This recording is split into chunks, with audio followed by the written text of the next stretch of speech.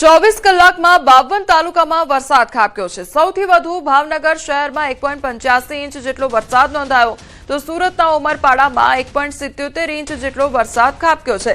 નર્મદાના સાગબારામાં 1.54 ઇંચ જેટલો વરસાદ નોંધાયો છે તો નવસારીના જલાલપુરમાં પણ 1.54 ઇંચ વરસાદ ખાબક્યો છે।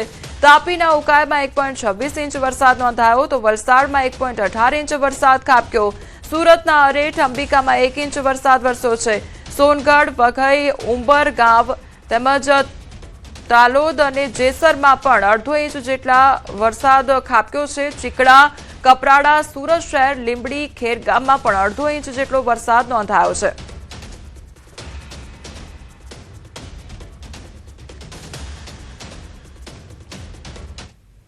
આ તરફ અરુણાચલ પ્રદેશના પહાડી વિસ્તારોમાં સતત ભારે વરસાદને કારણે ગહપુર અને બિહાલી વિસ્તારની બુરોઈ નદીમાં અચાનક ઘોડાપૂર આવ્યું છે। પાણીના પ્રચંડ પ્રવાહમાં રેતી ભરેલું એક ટ્રેક્ટર તણાઈ ગયું પરંતુ સદનસીબે ટ્રેક્ટર ચાલકનો આબાદ બચાવ થયો છે। ઘટનાએ નદી કાંઠાના વિસ્તારોમાં ચિંતા વધારી દીધી છે।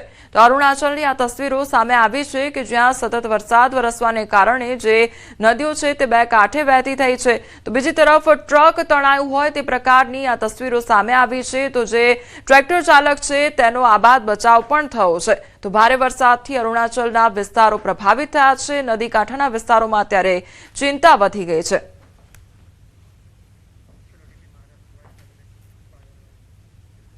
મહારાષ્ટ્રના જુન્નર તાલુકાના કુમશેત વિસ્તારમાં વરસેલા મુશળધાર વરસાદને કારણે પાક અને ઘરોને ભારે નુકસાન પહોંચ્યું હતું। અડધા કલાકમાં પડેલા ભારે વરસાદને કારણે સ્થાનિક નાળાઓમાં પૂર જેવી સ્થિતિ પણ સર્જાઈ ગઈ હતી જેના લીધે સમગ્ર વિસ્તાર પાણી થઈ ગયો હતો। આ વરસાદની સૌથી વધુ અસર કુમશેત ઠાકરવાડી અને પાંગરીમથા વિસ્તારમાં જોવા મળી હતી જ્યાં કેટલાય ઘરોમાં પાણી ઘૂસી ગયા હતા અને અચાનક આવેલી આ આફતને કારણે ખેતરો પણ સંપૂર્ણપણે પાણીમાં ગરકાવ થઈ ગયા હતા।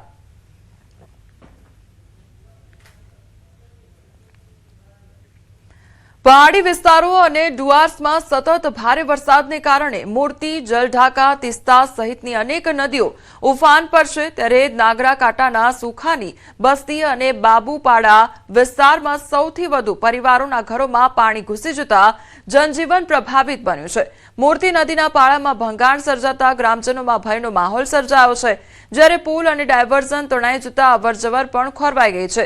આ આકાશી આફત વચ્ચે ગત વર્ષના પૂરમાં તૂટેલા જલઢાકા નદીના પાળા પાસે બનાવાયેલો અસ્થાયી ડાયવર્ઝન અને વાંસનો પુલ પણ ધસમસતા પાણીમાં તણાઈ જતા ધૂપગુડીના ગાદ્યારકુઠી પંચાયત વિસ્તારના સ્થાનિકો અને આરોગ્ય કર્મીઓ કમરડૂબ પાણીમાંથી પસાર થવા માટે મજબૂર બન્યા છે।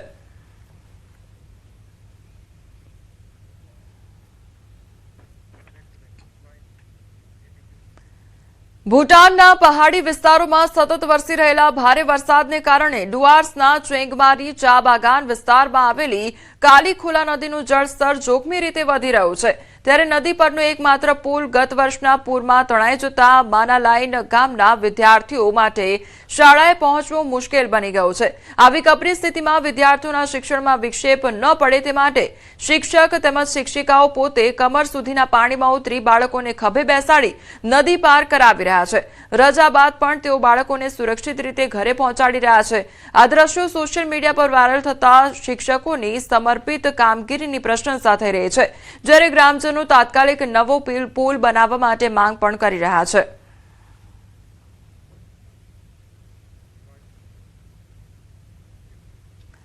છત્તીસગઢના ધમત્રીમાં ચોમાસાના પ્રથમ વરસાદી ઝાપટાએ જોરદાર એન્ટ્રી કરી હતી। લગભગ 1 કલાક સુધી મુશળધાર વરસાદ વરસ્યા બાદ મોડી રાત સુધી ધીરો વરસાદ ચાલુ રહ્યો હતો જેના કારણે લોકોને ગરમીમાંથી રાહત મળી હતી। જો કે બીજી તરફ ભારે વરસાદને કારણે શહેરના આમાપરા અને મુખ્ય માર્ગો પર પાણી ભરાઈ જતા જનજીવન પ્રભાવિત થયું હતું। અનેક ગલીઓ નહેર જેવી દેખાઈ રહી હતી અને રસ્તાઓ પર પાણી ભરાવાથી લોકોને અવરજવરમાં ભારે મુશ્કેલીનો સામનો કરવો પડ્યો હતો।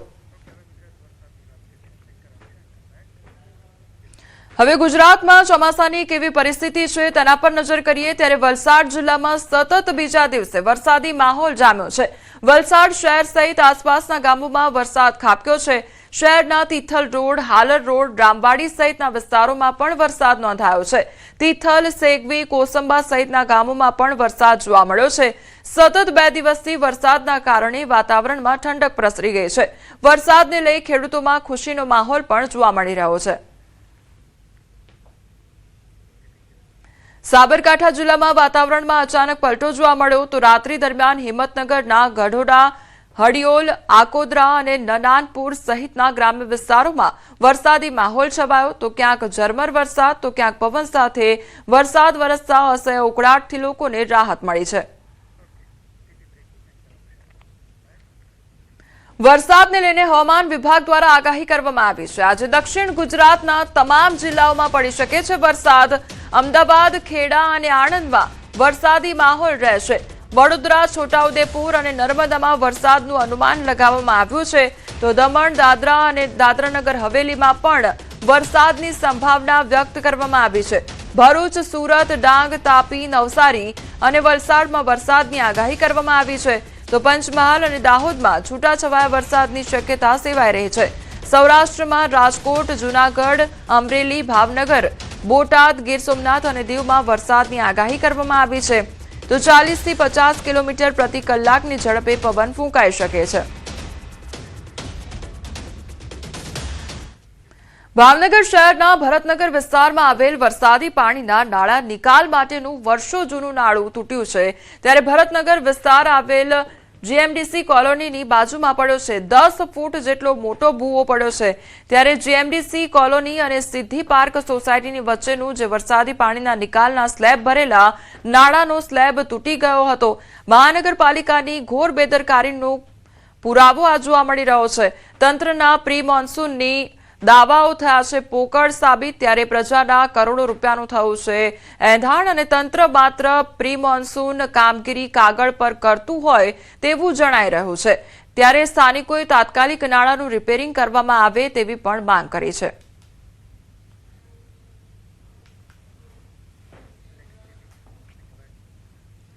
ભાવનગરમાં ભારે પવન અને ગાજવીજ સાથે સિઝનનો પહેલો વરસાદ તો ખાબક્યો પણ આ વરસાદ કાળિયાબેડના સાગવાડી વિસ્તારમાં તારાજી લઈને આવ્યો છે.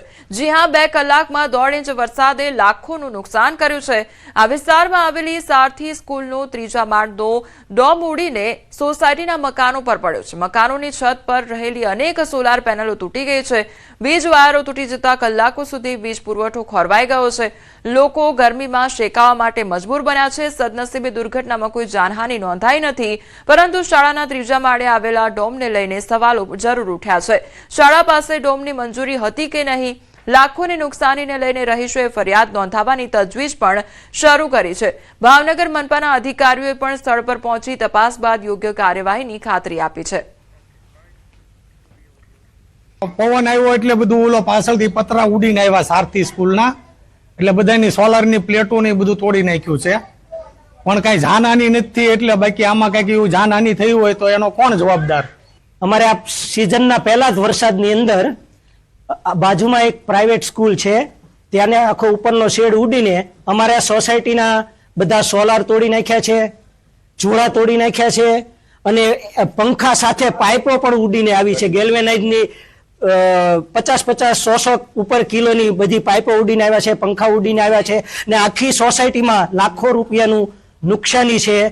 એમાં કંઈ પણ જો સ્કૂલની બેદરકારી હશે તો એની નિયમ પ્રમાણે જે કે વિભાગને લગતી હશે એને જાણ કરવામાં આવશે ને એને વિરુદ્ધ કાર્યવાહી હાથ ધરવામાં આવશે.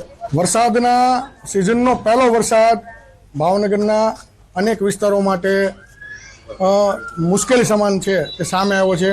ત્યારે ખાસ કરીને વાત કરીએ તો ભાવનગરનો જે કાળિયાબીડનો સાગવાડીનો વિસ્તાર છે તે વિસ્તારમાં તમે દ્રશ્ય જોઈ શકો છો કે સાગવાડીની જે સોસાયટી છે તે સોસાયટીના વિસ્તારમાં પાછળમાં આવેલી એક સ્કૂલ છે, ખાનગી સ્કૂલ છે. તે સ્કૂલના તમામ શેડ છે તે શેડ આ સોસાયટીમાં આવ્યા છે. સોસાયટીમાં તમે દ્રશ્યમાં જોઈ શકો છો કે પંખા પણ ઉડીને ત્યાં આવી ગયા છે. એટલે આ વિસ્તારમાં છેલ્લા 3 કલાકથી જે લાઇટ છે, જે વીજળી છે તે ગુલ થઈ ગઈ છે. ખાસ કરીને વાત કરીએ તો આ સોસાયટીમાં અનેક સોલાર પેનલો તેમજ અનેક જે આ સોસાયટીની જે ઉપરની જે ડિવાઇસીસો રાખેલા છે તે નુકસાન થયેલા છે. આગળની સોસાયટીના ખાંચામાં જઈને આપણે વાત કરીશું. ત્યારે વાત કરવામાં આવે તો આ વિસ્તારના લોકો છે છેલ્લા 4 કલાકથી જે વીજળીનો પુરવઠો છે તે બંધ થયેલો છે. બાજુની સોસાયટીનો જે ખાંચો છે ત્યાં પણ અનેક જગ્યાએ પતરાઓ છે તે ધરાશયી થઈ ગયા છે. લોકો પોતે પહેલા જ વરસાદમાં એટલે કે 1.5 થી 2 ઇંચનો જે વરસાદ થયો છે તે વરસાદને લઈ અને લોકો છે તે પોતે હેરાન પરેશાન થઈ રહ્યા છે. બીજી તરફના તમે દ્રશ્ય જોઈ શકો છો કે આ સ્કૂલના જે ડોમ છે, પ્લાસ્ટિકના ડોમ, તે પણ આ દ્રશ્યમાં સ્પષ્ટ દેખાય છે કે જે સ્કૂલ છે તેની ઉપરથી ઉડીને અહીંયા આવેલા છે. અને અત્યારે યક્ષ પ્રશ્ન એ છે કે આ વિસ્તારમાં જે સ્કૂલ છે તેને ડોમ બનાવવાની પરમિશન શું મહાનગરપાલિકાના સત્તાધીશો આપી છે કે કેમ, તે પણ એક પ્રશ્ન છે. નીતિન ગોહિલ, ન્યૂઝ 18 ગુજરાતી, ભાવનગર. ભાવનગર શહેરમાં વરસાદ જ તંત્રની કામગીરીની પોલ ખોલી દીધી છે. ત્યારે શહેરના ઝાંઝરિયા રોડ નજીક પીજીવીસીએલના લોખંડના થાંભલા અચાનક રસ્તા ઉપર પડી જતા થોડાક સમય માટે ટ્રાફિક વ્યવસ્થા ખોરવાઈ ગઈ હતી. ઘટનાના પગલે બંને તરફ વાહનોની લાંબી કતારો લાગી ગઈ હતી અને વાહન ચાલકોને ભારે હાલાકીનો સામનો કરવો પડ્યો હતો. ઘટનાની જાણ થતાં સ્થાનિક લોકો અને સંબંધિત વિભાગના કર્મચારીઓ સ્થળ પર દોડી આવ્યા હતા અને રસ્તા પરથી થાંભલા હટાવવાની કામગીરી હાથ ધરવામાં આવી હતી. તો કેટલીક જગ્યાએ ભારે પવનથી વૃક્ષો ધરાશાયી પણ